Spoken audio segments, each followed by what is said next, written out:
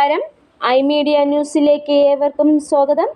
Thiruvananthapuram air ഇന്ത്യയുടെ വിമാനയാത്ര മുന്നറിയിപ്പ് കൂടാതെ റദ്ദാക്കുന്നത് ഒഴിവാക്കുക ആവശ്യപ്പെട്ട് ജനതാ പ്രവാസി സെന്റർ ഉപവാസ സമരം നടത്തി. ഇന്ന് രാവിലെ 10 മണിയോടുകൂടി തുടങ്ങിയ സമരം വൈകിട്ട് 5 മണിവരെ നീണ്ടുനിന്നു.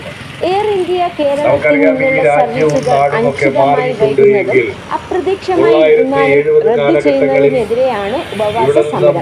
എയർ ഇന്ത്യ മുന്നറിയിപ്പ് കൂടാതെ വിമാനയാത്ര റദ്ദാക്കുമ്പോൾ യാത്രക്കാർക്ക് നഷ്ടപരിഹാരം നൽകുക, യൂസർ ഫീ ഒഴിവാക്കുക, അമിത ചാർജ് വർദ്ധിപ്പിക്കുന്നതിലൂടെ പ്രവാസികളെ കൊള്ളയടിക്കുന്നത് അവസാനിപ്പിക്കുക തുടങ്ങിയ ആവശ്യങ്ങളും ഉപവാസ സമരത്തിൽ ഉന്നയിച്ചു. ഉപവാസ സമരം GPC സംസ്ഥാന പ്രസിഡന്റ് S. മറ്റു സംസ്ഥാന ഭാരവാഹികളും ജില്ലാ പ്രസിഡന്റുമാരും ഉപവസിച്ചു. ഒരു കമ്പനിയായി എയർ ഇന്ത്യ പലപ്പോഴും മാറിയിട്ടുണ്ട്. അത്തരത്തിലുള്ള ഇടപെടൽ ഗവൺമെന്റ് നടത്തിക്കൊണ്ട് ഗവൺമെന്റിന്റേതായ ഒരു കമ്പനി എന്നുള്ള നിലയിൽ ഒരു പ്രവർത്തിക്കും. ജനതാ പ്രവാസി സെന്റർ അടക്കമുള്ള എല്ലാ സംഘടനകളും അതിനെതിരായി സമരരംഗത്ത് വന്നിരുന്നു. എന്നാൽ പൊതുമേഖലാ സ്ഥാപനങ്ങളാകെ വിറ്റുതുലക്കുന്ന സമീപനമുള്ള അത്തരത്തിൽ പൊതുമേഖലാ സ്ഥാപനങ്ങൾ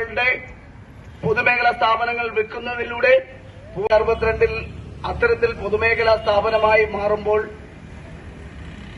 ആ പൊതുമേഖലാ സ്ഥാപനത്തിന്റെ ഉടമസ്ഥതയിൽ ഗവൺമെന്റിനും പൂർണ്ണമായ പങ്കാളിത്തത്തോടുകൂടിയാണ് അത് നടപ്പിലാക്കിക്കൊണ്ടിരുന്നത്.